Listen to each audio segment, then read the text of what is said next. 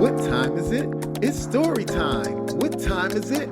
It's story time. Relax a bit and ease your mind. With books in hand, we'll take a flight and dive into a world so bright.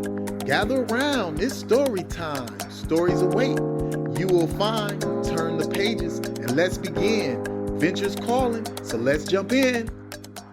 It was a bright, noisy morning in the heart of New York City, and Kyle, the little cockroach, was bouncing out of bed. The sound of honking cars and chattering people floated through his window, and Kyle couldn't help but smile. Today was going to be a big day. Kyle's parents, with loving but cautious smiles, reminded him, "Be careful out there, Kyle. The city is huge." But Kyle, in his favorite blue turtleneck and big round glasses, was too excited to worry.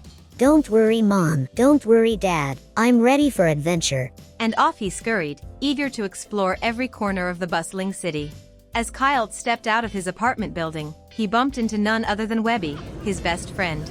Webby was a tiny black spider with spindly legs, dangling playfully from a streetlight.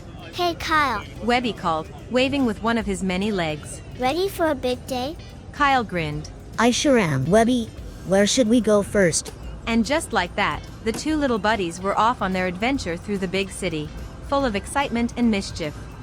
Kyle and Webby decided to take the subway, where the real adventure began. Kyle squeezed through the turnstile, just barely fitting. Whoa, that was close. Kyle chuckled. Webby, sitting comfortably on Kyle's shoulder, clung on tight as they waited for the train. Suddenly, a giant rat waddled past, giving them a strange look. Did you see that?" Kyle whispered. Webby giggled. I sure did. We're just two bugs in a big world, huh? The subway was wild, but Kyle and Webby were ready for anything. Once on the subway, Kyle felt even tinier. The train rumbled beneath his feet, and the people around them were like towering giants. "Look out." Kyle yelped as a huge boot stomped down right next to him. He darted around, making sure to avoid being squished. Webby, being the clever spider he was, decided to crawl up to the ceiling. It's much safer up here. Webby called down, hanging from a thread. Kyle laughed. "Good idea. This city is made for giants." But even with all the stomping feet, Kyle and Webby made it through, ready for their next adventure. Finally, Kyle and Webby arrived at the dazzling lights of Times Square. It was brighter and busier than anything Kyle had ever seen before. "The lights are so bright, my glasses are fogging up." Kyle exclaimed, wiping them with his tiny hand. Webby, never one to miss an opportunity for fun, spun a web between two giant billboards. Look at me. I'm showing off my webbing skills. He laughed, swinging back and forth. Kyle chuckled. "You're amazing, Webby." And together, they soaked up the madness of Times Square, thrilled to be in the heart of it all. Just as they were enjoying the sights, a giant flock of pigeons swooped down. Kyle, watch out. Webby shouted, but it was too late. The pigeons thought Kyle was a tasty snack. Kyle ran in circles, dodging the birds left and right. "I'm not food." He cried, trying to stay clear of their pecking beaks. Webby, being the brave spider he was, leaped onto the back of one of the pigeons, riding it like a cowboy at a rodeo. Yeehaw. Webby cheered. Kyle couldn't help but laugh, even in the middle of all the chaos. After dodging the pigeons, Kyle and Webby climbed up a fire escape and onto a quiet rooftop. "Wow, Kyle said. we're on top of the world." From their high perch, they could see all of New York City spread out below them. The lights, the people, the buildings, it was magical. This city is incredible. Webby said, spinning a small web. Kyle nodded, feeling proud. "We've seen so much already, and it's not even lunchtime." As they explored the rooftop, they spotted the best thing ever, a giant slice of pizza left behind by a human. Kyle, look. Pizza. Webby shouted, his eyes wide. Kyle's mouth watered as he raced towards it. "This is the biggest slice I've ever seen." He said, grabbing a piece of cheesy crust. Webby, always thinking ahead, spun a web to snag a gooey piece of cheese. This is the perfect rooftop picnic. He said with a satisfied smile. And together, they enjoyed their very own pizza party in the sky.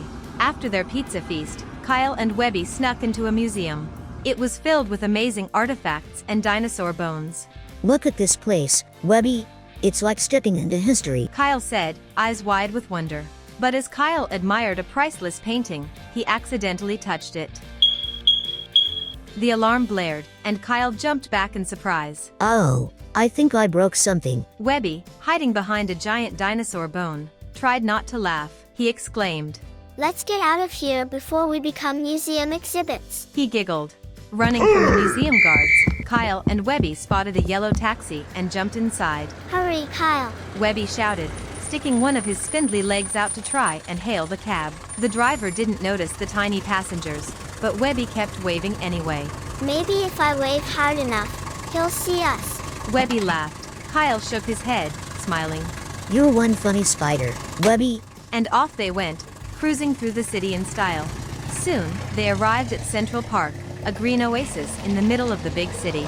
Look, there's a playground just for us. Kyle exclaimed, pointing to a tiny area made for insects. Kyle hopped onto a leaf merry-go-round and spun around. This is so much fun. He shouted. Webby, swinging from a twig, laughed. I'm flying, Kyle. The park was full of laughter and joy as the two friends played, feeling like little kings of their tiny world. As the sun began to set, Kyle and Webby sat by the pond, watching the beautiful colors reflect on the water. Look at the city, Webby. It's so peaceful. Kyle said, feeling the warmth of the setting sun. Webby nodded. This has been the best day ever. He said quietly. Kyle smiled. We've had so many adventures, and I couldn't have done it without you. Together, they watched the sunset, their hearts full of happiness and excitement for tomorrow's adventures. After a long day, Kyle and Webby returned home. Kyle's parents were waiting for him with warm smiles. Tell us all about your day, Kyle, his mom said. Kyle couldn't stop talking. We went to Times Square, rode a taxi, played in Central Park, and even had a pizza party on a rooftop. As he shared his stories, Webby hung from the ceiling, too tired to speak but smiling from ear to ear. Kyle's parents chuckled. Sounds like quite the adventure. As Kyle snuggled into bed, he whispered to himself, Tomorrow's going to be even better. And with that, he drifted off to sleep, dreaming of new adventures in the big city. The end.